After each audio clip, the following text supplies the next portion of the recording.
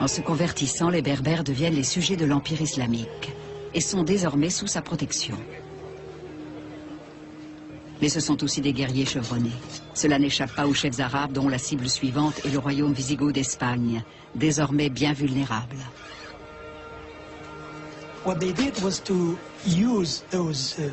Les Arabes ont enrôlé les rudes guerriers berbères récemment convertis pour servir l'Empire islamique.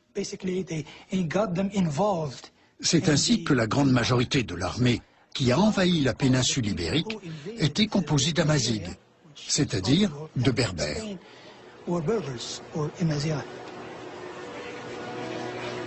Un jeune guerrier récemment converti, Tariq ibn Ziyad, se retrouve à la tête d'une armée de 7000 hommes lors de l'invasion de la péninsule ibérique.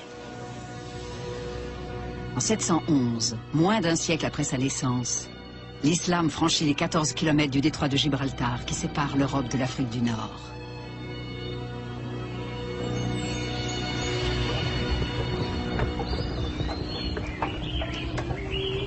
Dans le sud de l'Espagne, Tariq ibn Ziyad et ses hommes affrontent l'armée du roi des Visigoths, Roderick, lors de la bataille de Guadalete.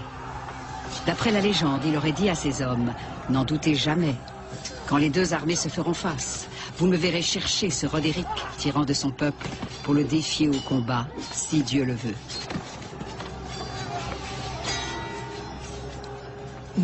Personne en fait ne sait exactement ce qui s'est passé. La plupart des historiens musulmans parlent de 12 000 soldats musulmans qui auraient en un rien de temps défait 100 000 Visigoths. Il est vrai qu'ils ont été battus, de cela on est sûr, mais on n'en sait pas plus.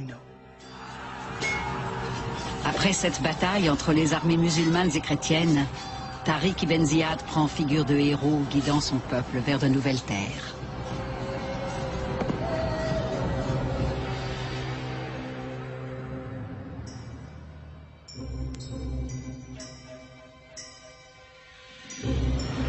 En 711, l'islam s'étend jusqu'à l'Espagne, une contrée déjà riche de l'héritage de l'Empire romain chrétien, mais aussi des cultures juives et visigothiques. Les chefs musulmans y posent les fondations d'un nouveau royaume en Occident.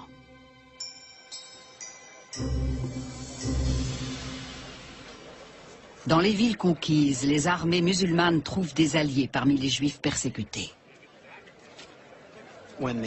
À l'arrivée des Arabes en 711, la situation ne pouvait que s'améliorer pour les Juifs. D'un point de vue de minorité, l'islam offrait effectivement des avantages certains. D'après la légende, les musulmans auraient même fourni des armes aux Juifs qui les aident à combattre les Visigoths. Selon des historiens musulmans de l'époque, Tariq ne disposait pas de suffisamment de soldats pour consolider sa position dans les villes conquises. Il y installait des garnisons juives d'occupation jusqu'au retour des musulmans. En 732, presque toute la péninsule ibérique est contrôlée par l'Empire islamique. Le nouveau territoire est appelé Al-Andalus. Durant les décennies suivantes, les marchés d'Al-Andalus deviennent des lieux de rencontres, animés, où les cultures se mélangent. Berbères et Arabes partagent leur territoire conquis avec les populations chrétiennes et juives. La dynamique de la conquête musulmane a touché de vastes territoires et par voie de conséquence, d'importantes populations non musulmanes. Or pour elles, l'islam avait des côtés très séduisants. Conformément aux lois musulmanes, les juifs et les chrétiens obtiennent le statut de dhimmi. En arabe, ce terme signifie les protégés.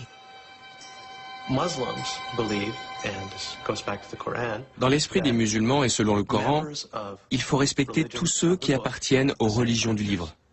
Dans les faits, cela se traduit par le droit de pratiquer sa religion. Les juifs et les chrétiens peuvent donc observer leur religion sans crainte de persécution. Mais ils doivent se soumettre à l'autorité musulmane et payer un impôt en échange de cette protection. Ironie de l'histoire, ce sont des tensions politiques et religieuses au sein même de la communauté musulmane qui posent problème aux souverains d'Al-Andalus. La menace politique ne provenait pas des minorités, mais d'autres musulmans. Une fois la dynastie en place et l'ennemi chrétien défait, le camp des vainqueurs a commencé à se fissurer. Sont alors apparues des factions arabes et des factions berbères. Les Berbères, longtemps traités comme des citoyens de deuxième classe, se révoltent contre l'aristocratie arabe. Profitant du chaos, une figure apparaît. C'est un prince descendant de la dynastie des Omeyyades. Il a échappé de justesse à Damas au massacre perpétré contre sa famille. Il s'appelle Abdelrahman.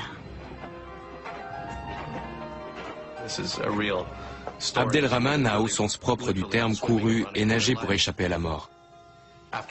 Après de nombreuses aventures, il a réussi à quitter la Syrie pour l'Égypte, puis l'Afrique du Nord dont sa mère berbère était originaire. Grâce à sa famille, il a pu atteindre Al-Andalus.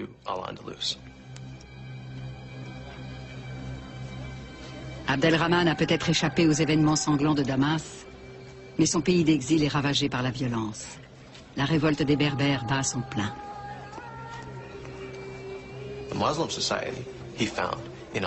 La société musulmane d'Al-Andalus était secouée par d'importants conflits entre des factions rivales.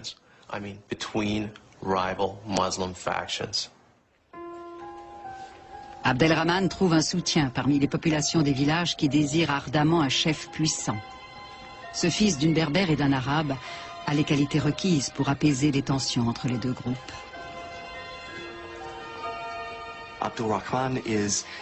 Abdelrahman était en mesure de rassembler des dissidents pour contrôler l'Espagne musulmane. Il a fomenté une rébellion, plus même une révolution, ce qui, il est vrai, n'était pas très difficile dans le trouble de ces premières années de l'Espagne musulmane.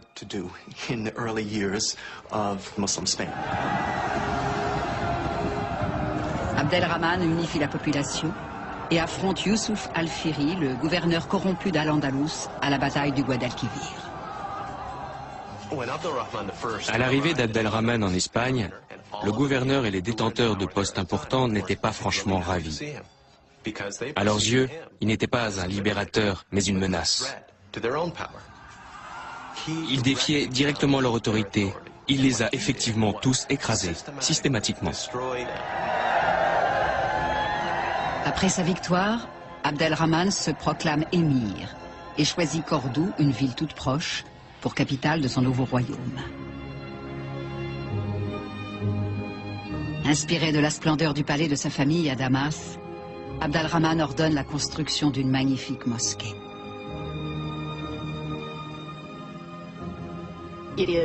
À l'époque, la mosquée était l'un des plus grands bâtiments au monde. Elle avait été construite sur le site de la principale église chrétienne de Cordoue. Cette mosquée respire l'histoire. En même temps, ces magnifiques arcs à 2 étages en briques rouges et pierres blanches attirent le regard vers le ciel et lui confèrent une dimension spirituelle évidente. Pour le 8e siècle, c'est incroyable. Le mihrab est une niche qui indique aux fidèles en prière la direction de la Mecque. Richement orné, il amplifie également les paroles de l'imam pendant la prière. La mosquée de Cordoue a été construite par des artisans byzantins, au premier chef un maître d'œuvre de Constantinople. Outre sa compétence, il a aussi apporté des caisses entières de petites mosaïques en verre, introuvables en Espagne.